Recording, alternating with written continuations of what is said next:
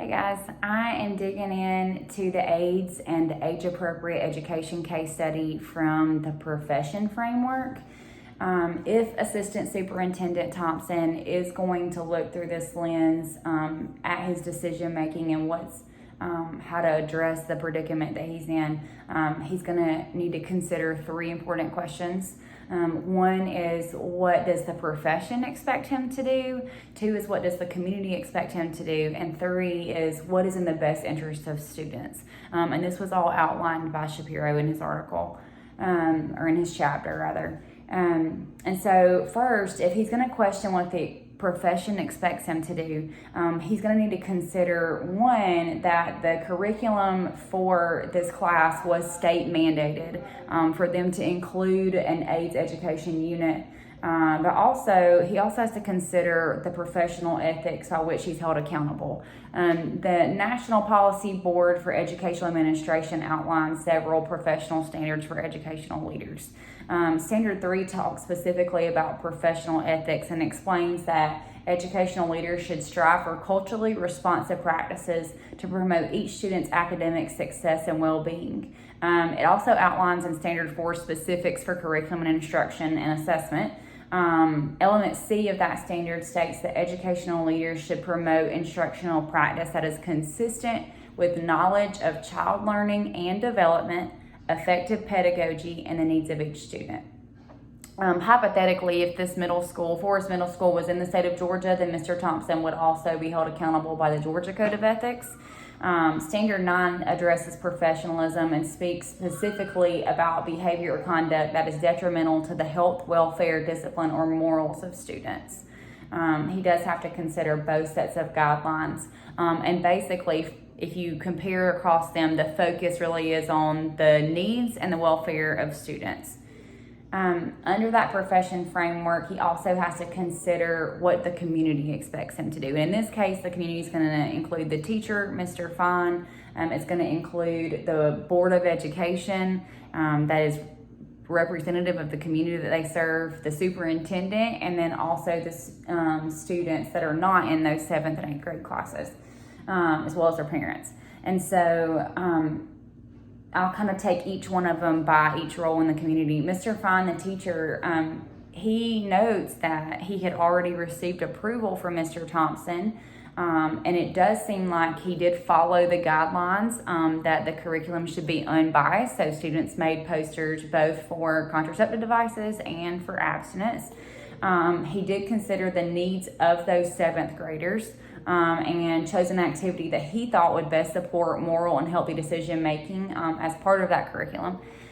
Based on the fact that he did get prior approval, I definitely think that Mr. Fine will expect Mr. Thompson to support his decision to use the posters for the lesson.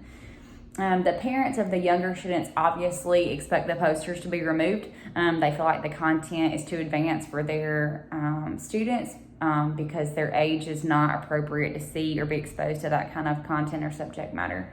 The Board of Education has previously demonstrated its commitment to serving the community and made decisions in the past to remove controversial content from the library by choosing library books that were removed that had sexual content in it.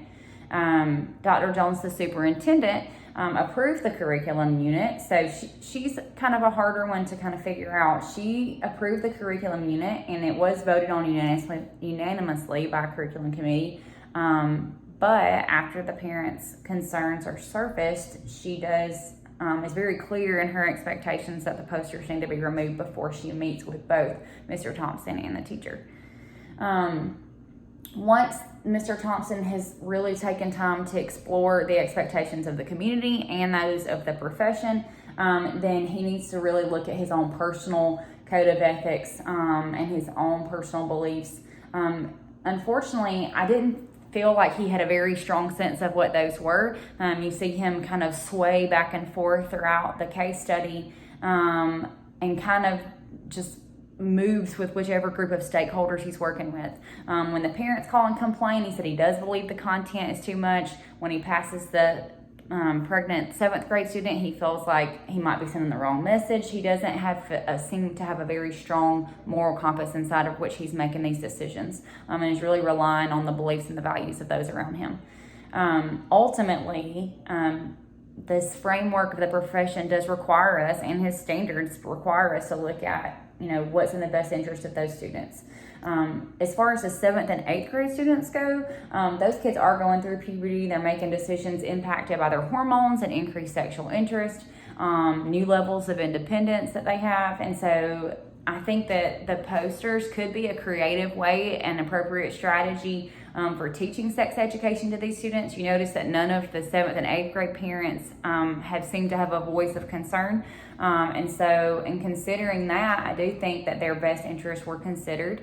Their individual rights were considered. They are choosing whether they want to promote either abstinence or contraceptive devices. They are discussing ways to take responsibility for their actions, because they're talking about the effects of not practicing safe sex and what could happen. And then finally, there's no information alluding us to think that the contraceptive posters or the abstinence posters were disrespectful in nature to anyone. However, I think the question hand is not the 7th and 8th grade students, it is the 4th, 5th, and 6th graders. And I do think that these parents have some valid concerns.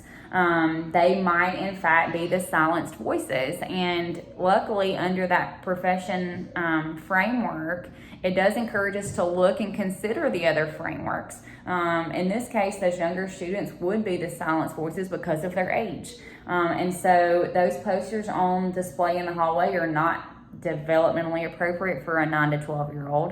They are not biologically or mentally or relationally equipped to handle that kind of information. So I don't think that those would be in the best interest of those students. They are not at a place to be able to make decisions in a sexual manner at that age. And so I think in this case, the decision about the posters need to be reevaluated. I think that Mr. Thompson really had poor guidance when he approved the lesson to start with. I think if he had been very intentional about sitting down and discussing with Mr. Fine what the posters would look like, where they would be hung, how long they would be hung, when they would be hung, I think he could have possibly done the same project without allowing them to include actual condoms on the posters, but also considering hanging those posters inside the walls of the 7th and 8th grade classrooms as opposed to the hallways. So there is a good bit of guidance that he could have provided to that teacher as the leader that would have really just been more beneficial for all parties involved.